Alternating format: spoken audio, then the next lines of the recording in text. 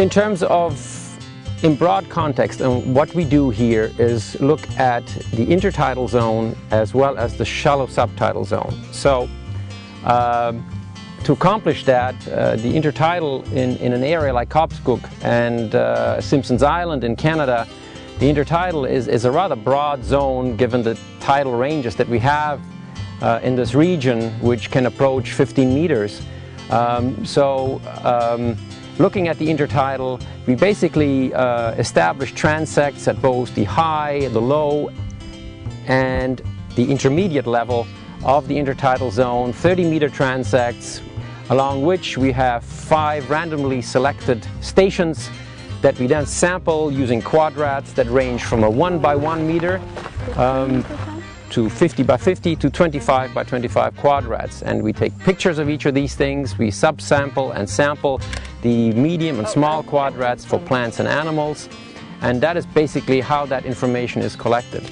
Where it gets a little complicated is when we do the work underwater. It's basically the same procedure, but working in areas such as this underwater is quite a challenge at times in terms of tidal currents, visibility, and just in terms of trying to get all the equipment in place and trying to do all the work. So we basically establish a transect both in 1, 5 and 10 meters in the case of the areas that we are looking at, and we are doing the same thing. We are establishing a transect line that is being laid down, and then as we dive down onto the transect, we find the pre-marked stations that we are going to sample, place the quadrats, and do the work as I described it for the intertidal zone.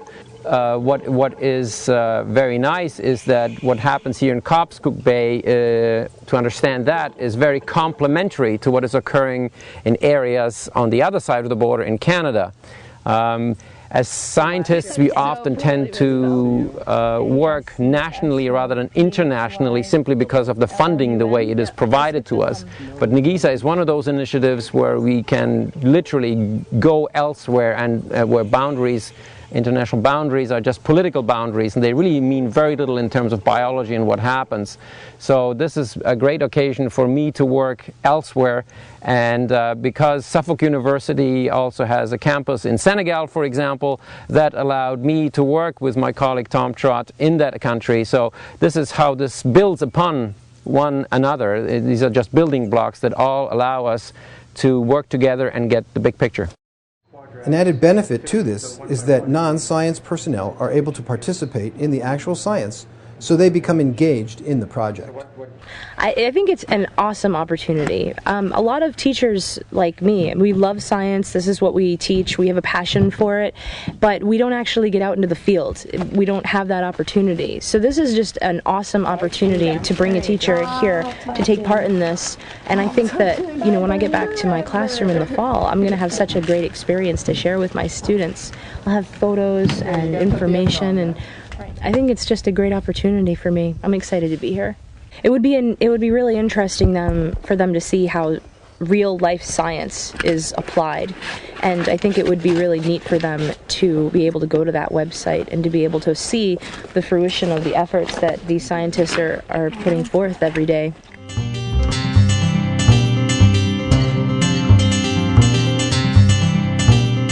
What is special about this particular occasion is that it was just about last year this time that Dr. Robin Rigby, whom I was associated with since I was involved with NaGISA, that was the time that she was last here at Cobscook Bay, and we together staged the workshop that allowed us to do what we're doing today. And if it wasn't for Dr. Rigby, I personally can say I probably would not be here. She was really the instigator and the person that pushed very hard in getting NaGISA established worldwide. And of course we miss her greatly. She passed away in a tragic accident in December of last year. But it was here at this very setting in Cobscook Bay that we saw her last, and we miss her very much because she of course helped us getting NaGISA established in this region and was of course a dear friend of ours as well. So this is a particular important occasion for us, and we'd like to commemorate it in her honor. As Robin said, we need to take the pulse of what's going on at the coastal zone. And that's, in a short few words, what we are trying to do. We are trying to look at the biodiversity, trying to measure it, trying to get the baseline for it, so that if we come back 10 years from now, we have a good idea what kinds of changes have occurred.